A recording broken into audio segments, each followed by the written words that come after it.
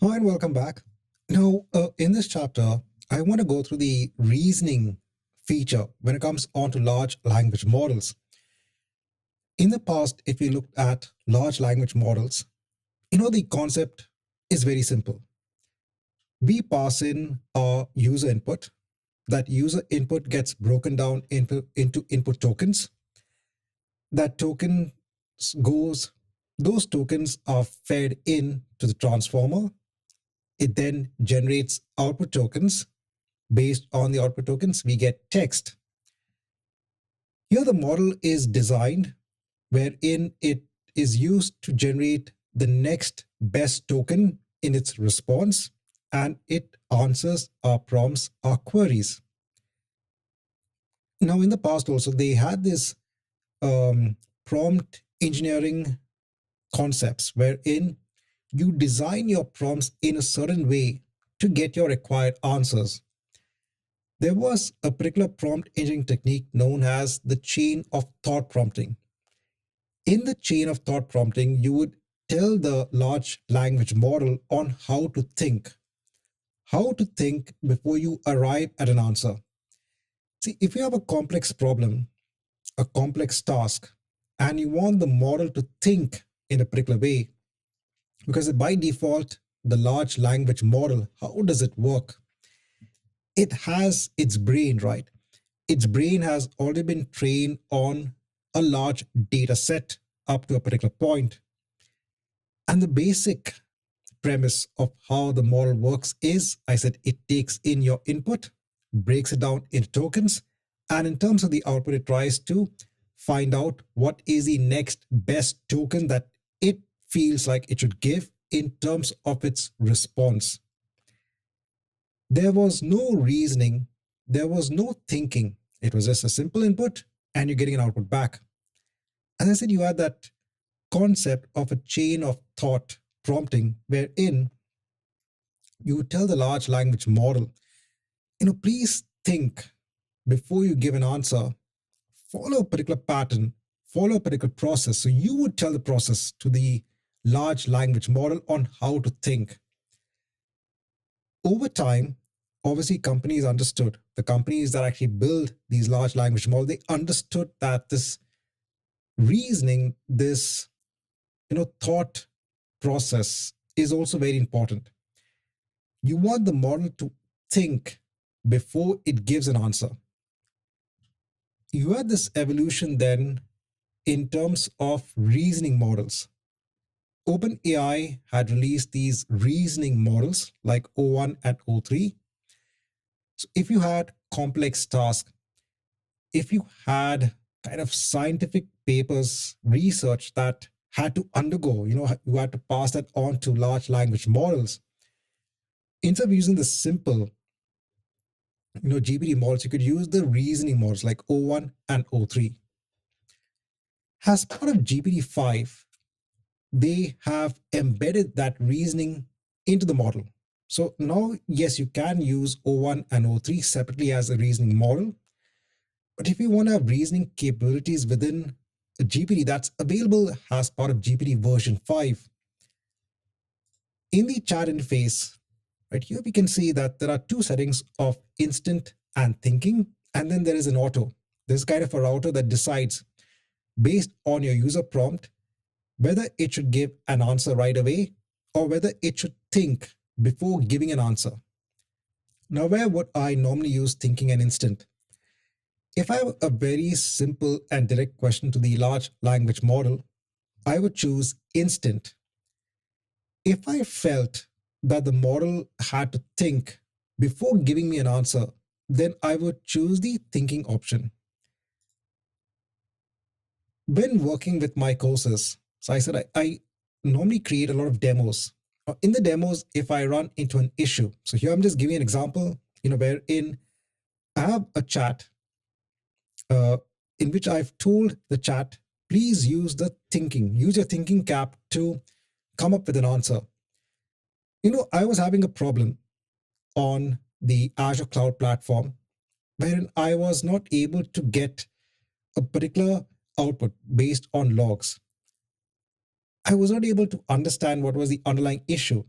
So I want to submit this sort of entire environment, what exactly was the current state of my environment, and I wanted the model to think before giving me an answer. So I passed in various images of my entire setup on the Azure platform. And then I gave it a premise saying that I have all of this in place, but I am still not able to get my required output in terms of the Azure platform. I said I wanted the large language model now to put on its thinking cap before it gives me a response, because I want the model to actually go through all these images and think. Because, sometimes I've seen this in a lot of my chats. If I'm trying to ask the GPT model to help me in an issue, sometimes it would give me the right response. It would put me in the right path. But sometimes, on some occasions, it would go down a completely different path in trying to resolve the issue. I would need to then direct the large language model to actually focus on the issue at hand. I said, it's only because I have a lot of knowledge on the Azure platform. That's where I know, okay, I can direct the large language model to think in a particular approach. So even if with its thinking cap on, it might still go in the wrong direction. Sometimes I would still need to steer the large language model in the right direction to diagnose an issue. And this is only because I completely understood, I know about the Azure platform. See, large language models are used as a personal assistant, they can be used as a creative assistant. But in the end, I still feel that we should have that base knowledge on the concepts that we're trying to ask the underlying model. So because I am well aware of Azure as a platform, I can direct the model to think in a particular way, in a particular fashion, before it gives me an answer. But I said here, I told it to put on its thinking cap. If you want to understand what it thought, so here in the thinking process, we can see the different aspects. We can see it's even gone on to multiple web URLs to try and diagnose the issue. Now, the thinking or the reasoning aspect I feel is very important and very useful. I use a thinking feature a lot because I want, sometimes, okay, I want an instant answer, but at times I really want the underlying model to think before giving me a response. Now, one important aspect is the time to get the response back. If you're asking the model to think, obviously it will take time before you get the response back. Now, in terms of thinking, it might take maybe 40 seconds to give me a response. It might take a minute to give me a response. It depends upon the complexity of the problem of your query.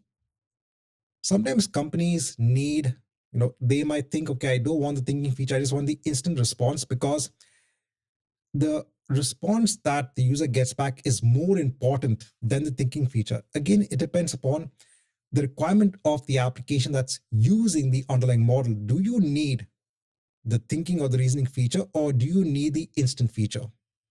Now in ChatGPT, along with the thinking feature, I also incorporate the study and learn. The study and learn is not another model. It's not a reasoning feature. It's just a workflow that is optimizing the responses that are coming back from the model. Essentially, what it can do is it can organize the content, it can create different study sets. I said, based on what you've asked the model, when the responses come back, it will come back in a fashion, wherein it assumes that you are using it for studying purposes and for learning purposes. So it's more of a workflow in terms of the responses coming back. It's not about using another model as such. So based on my understanding, it's just a workflow that you can embed in your request in getting responses back. So that when I'm learning for a particular topic, I normally also use the study and learn feature along with the thinking aspect. If I go on to the OpenAI playground, if I go on to chat prompts and create a new prompt, In terms of the reasoning, there's something known as the reasoning effort. So in GPT version 5, the reasoning aspect is already embedded within the model. The different effort levels for reasoning. If you don't want the model to perform any sort of reasoning at all, just very basic reasoning, you can choose minimal. If you want the maximum reasoning to be used by the model, we have the high option. Just to showcase the reasoning aspect, let me choose minimal. Let me put in a developer message here. I'll just put in a very simple one. Again, the same thing. You are an Azure exam coach and a Microsoft certified trainer specializing for the AZ-104 exam. Let me put in a user prompt. In the user prompt, I'm just trying to simulate a condition that could probably correlate onto the exam, where I'm just saying that my managers asked me to deploy a set of applications on Azure virtual machines. And in light of recent issues that have impacted services availability, what should I do to make sure that my applications are always available, and how does it impact costs? I said you can use any developer prompt that you want, any user prompt. This is just an example. Here, in terms of the reasoning effort, I said it's the minimal reasoning effort. I'll just send in the request and I'm getting the answer back in an instant. So here's just giving me the considerations in terms of having availability for my entire solution. Now what I'll do is let me create a new chat. In terms of the effort, let me crank it all the way up to high. Put in my same prompt. The large language model will now think. It will perform reasoning before it gives me an answer. So you can see that it's thinking about the cost implications. It's evaluating all of the service level agreement options. It's considering the different design and disaster recovery options, thinking about all of this before it gives me the right answer. What you'll notice is it's taking time. Another important aspect is all of this reasoning is also taking up your tokens. So these are known as reasoning tokens. This is also part of your cost that you need to think about. So in addition to your developer message, which is also tokens that are coming in as input, in addition to your user prompt, which is again your input tokens, in terms of your output, right? It's not even done as yet. In terms of the output tokens, we have to also understand that the reasoning which is taking place is also eating up tokens. So here we also have reasoning tokens that are coming out as part of the response. So you have to consider whether you need, what is the effort level that you need in terms of reasoning. I said, if you have complex problems and if you need the model to reason a lot in terms of resolving those issues, you can set the effort level accordingly. But what you have to consider is the time it takes to get the response back. Depends upon the level of complexity of your input prompt, and that the reasoning tokens that it uses also eats up on your cost. For us, it should not make that much of a difference. But for a company that's, I said, eating up millions and millions of tokens, this can be a consideration in terms of the reasoning effort to consider for when you invoke the models. Now, within a Python program, if you want to change the reasoning, all we do is we have to put in the reasoning parameter and what is the effort that you want. So here in the effort, we could put in low, medium, high. Another thing that I can also specify here is the amount of maximum output tokens that should be allowed. So you've seen that when models generate a response, here in terms of the reasoning, Okay, you can see here it's taken about 3,000 tokens just for reasoning, and the remaining around 1,759 tokens were used for the actual output. It's something that you have to consider. But in terms of the number of tokens coming back, it's a lot. It's a lot of information. I said for companies where tokens is very important from a costing perspective, how can we limit the number of output tokens? One way is in the system instruction or in the developer instruction, we mention, okay, the number of words that we want in terms of a limitation. We can tell it to structure the output in a particular format and say, do not exceed this many number of words in your output. That's one way. Another way is to mention what is the maximum number of output tokens that is allowed in the response. Let me save this and let me run this program. Here the reasoning is high, and I've also put in the maximum output tokens of 600. Let's see what comes back as an output. Now in the output, I'm not getting anything in terms of the response. It's blank. Now, why is it coming as blank? It's coming as blank because the total number of tokens that were just taken by reasoning is about 576. The problem is that I've just put in the max output tokens of 600. So all of those tokens are being eaten up by the reasoning aspect. So I'm not getting the output as such. So when we do set the maximum token limit, we have to consider, I said, the output that we're getting back. Here, it's not giving us the response because it's probably telling that it's exceeding, right? The reasoning tokens itself is exceeding our maximum output tokens. If I run this again now, so I've changed to 6,000 tokens now in terms of the maximum output. So now I can see I'm getting the response back. In terms of the output tokens, I'm seeing it's around 2,000.